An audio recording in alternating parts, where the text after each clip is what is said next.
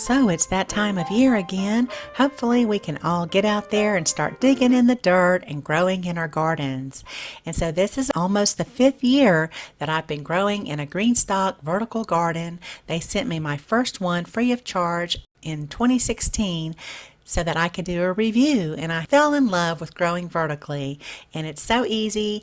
So I want to just share with you some of the things I grew in it last year. Of course, jalapeno peppers, one of my favorite things to grow. I dedicated one GreenStalk to growing just all peppers, and I ended up growing about 20 pounds of peppers in one GreenStalk.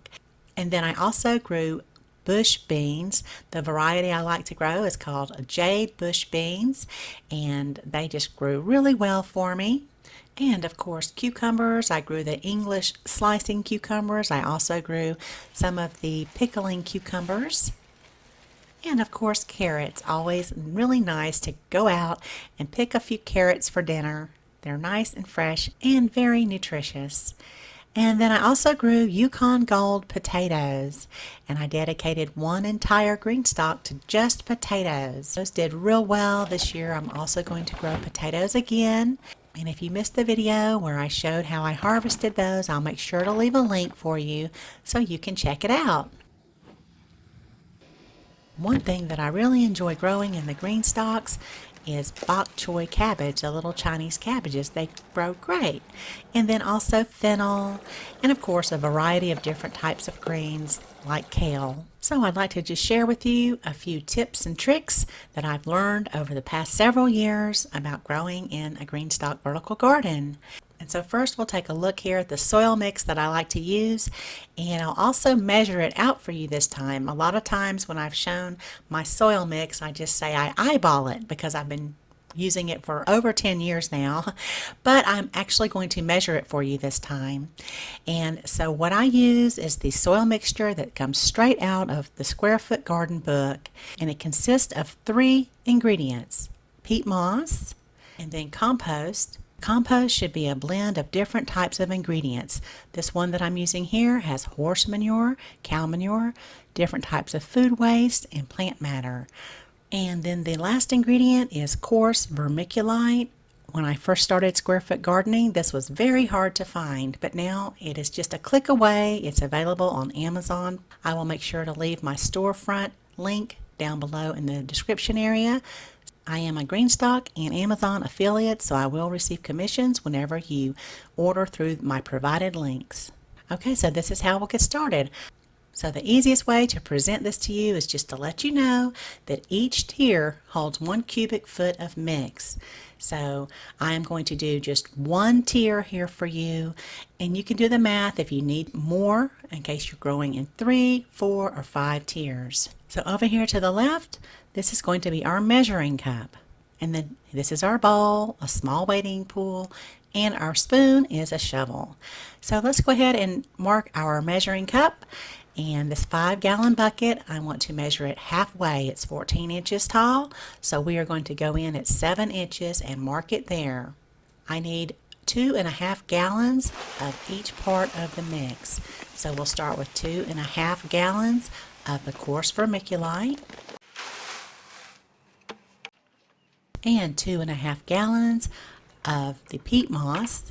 Now I want to say one thing about the peat moss, and I buy the compacted bale at the home improvement stores, and you get a lot more volume when you buy a bale of it. They also sell it in loose packs. So just be aware.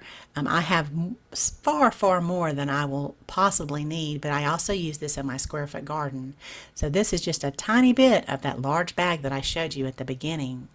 And whenever we use peat moss, it's a good idea to just mist it very lightly. Don't saturate it. This will keep the dust from blowing around, and make sure you also wear a mask so that you don't inhale it. And we'll give it just another mist, and then I want to just tame it down a little bit to keep it from flying around. Make sure when you're adding your peat moss and your compost that you break up any large chunks of the peat moss or compost. A lot of it will break up when you mix it together, and so when I mix it together I take my time doing this, because if you don't, when you put it in your GreenStalk, you might have one pocket that's mostly peat moss, and you don't want that. So just take your time and just relax and just play around and mix it up. Give yourself about 5 minutes to do this for each tier. This small wading pool is a seasonal item, and I got my pool at Dollar General. They sell the smaller ones there, but any size wading pool will do. Now once your tier is getting full, go ahead and give it a good tap, just to work out any extra air there so that you can continue to fill it. And don't worry too much about the durability of these GreenStalk tiers. This is where they did a drop test. Look at it. They dropped it and it was perfectly fine. Nothing broke. It separated a little bit because it was packaged, but there you go. All perfectly. You have your drip trays. Everything is intact. Okay, so we'll go ahead and finish filling it up here. And that, my friends, is how you measure the soil mix for each tier of your GreenStalk vertical garden. Now this is just the mix I prefer to use, and there are some more ideas over there on the GreenStalk website. I'll leave a link to their website down below in the description area. So I'll give you just a tip about stacking and filling your tiers. Now, as you probably know, if you have a GreenStalk, there is a patent on the utility and the design. And what we have here in the middle of the GreenStalk is the watering disc. And so it is very important that we always keep this clean. Okay. You also have holes at the bottom of the tiers so that water can drain through there.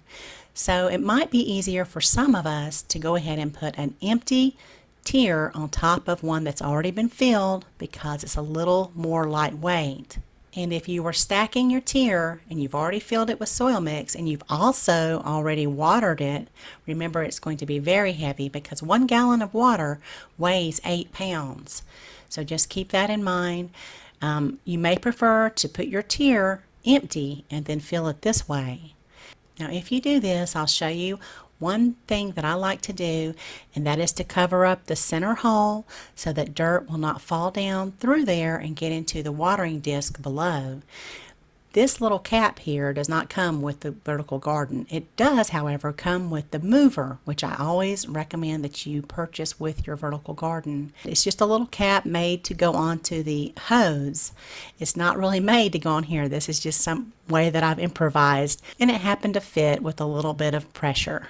So now you can see I can fill it up without the disc becoming contaminated with the dirt. The holes are actually at the bottom of each pocket, and the disc is in the very center. So let's see what happens if I did not cover up that hole. We'll go ahead and continue to fill it here. And now, as you can see, dirt has gotten into the watering disc.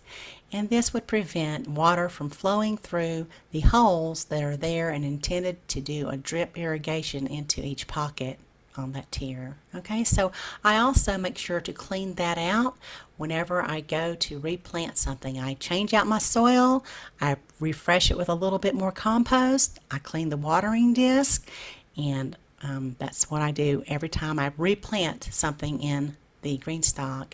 This is how the water flows down through the GreenStalk. Of course, it goes through the top and then equally down into each watering disc.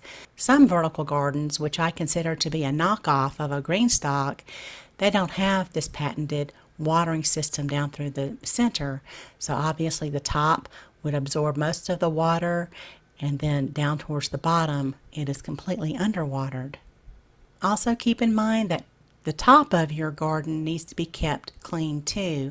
I find that a lot of debris from the wind and from the surrounding trees will end up in the top where I need to water the garden. This is the main watering component.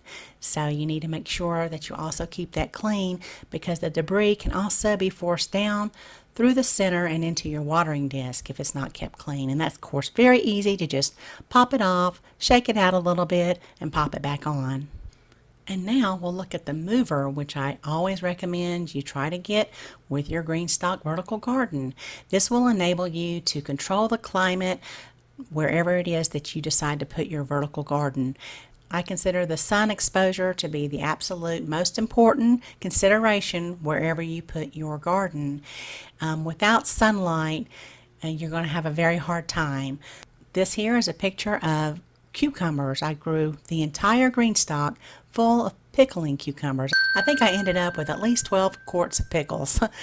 Anyway, once your vining plants, such as a cucumber plant, once they start growing, it's going to be very hard to move them around. So make sure wherever you put something that's vining like this, it'll be in its area until it's completed its growth. So this is the mover, and I'll show you how easy it is to put together. So just turn it upside down, and you will get a little accessory hose, and what that is for is to drain water away from your area. Say if you are growing on a deck, maybe you're in an apartment, this you can direct the water away. And so you can also buy more hose on the GreenStalk website if you need something that's longer. It also comes with a little cap, so if you don't want the water draining, then you can put the cap on there to keep it from draining. And then when you put your wheels on, 3 will lock and 3 do not, so I alternate putting those on. So I have one that locks, one that does not, one that locks, one that does not, and you get the picture. And then the little cap that comes with the hose, I don't really use that cap, but you see that I did when I filled up my tiers.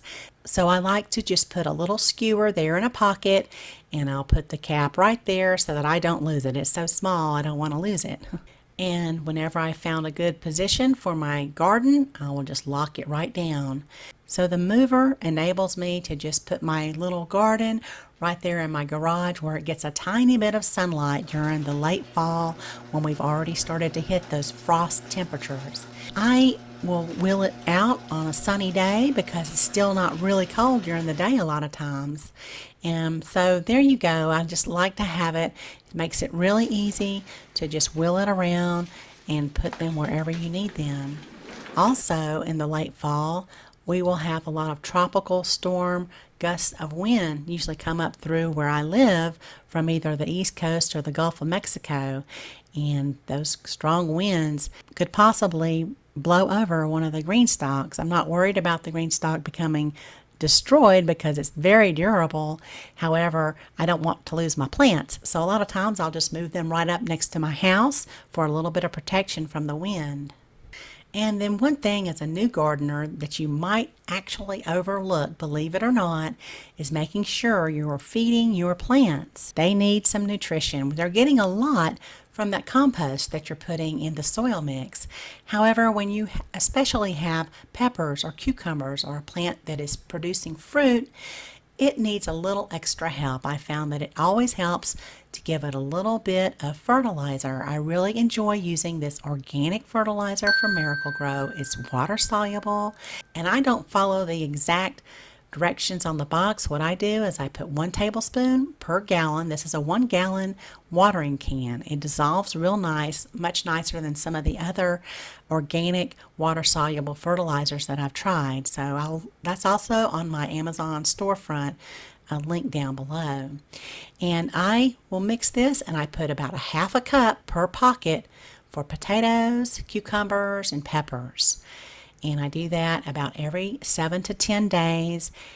Too much fertilizer is actually, I think, worse than not enough. You can always give your plants a little bit more fertilizer, but it's really hard if you've overfed them and they're struggling. It's really hard to reverse that. So just be careful. That's why I only use 1 tablespoon per gallon. The box calls for 2 tablespoons per gallon, but I only use 1.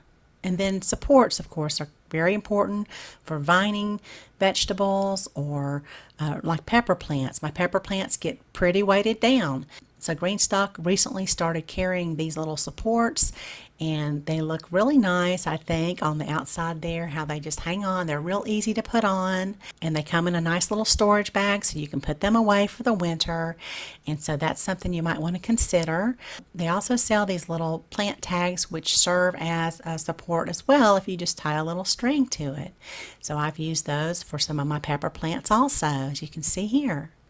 And you might also want to think about Bug coverings. This is something that I have to use if I'm growing, say, kale, where we have a terrible problem with cabbage butterflies. They sell not only the bug nets, but they sell a frost cover too. So for those of you who maybe you don't have a garage where you can just roll your GreenStalk in, you'll have a frost cover for those sensitive nights when it's turning into the winter and you want to just give your garden a little extra protection. Look for the frost cover on their website. My link to their website is down below the video in the description area, and if you sign up for their newsletter, you'll be notified of sales. As a matter of fact, this weekend, Valentine's Day weekend, they have a sale Friday through Sunday, so you might want to check that out. They also have ideas for other soil mixes which might be easier for you to find. I'm just telling you what I use and what has worked for me since I've owned my GreenStalks. So thank you so much for watching, and y'all have a beautiful day.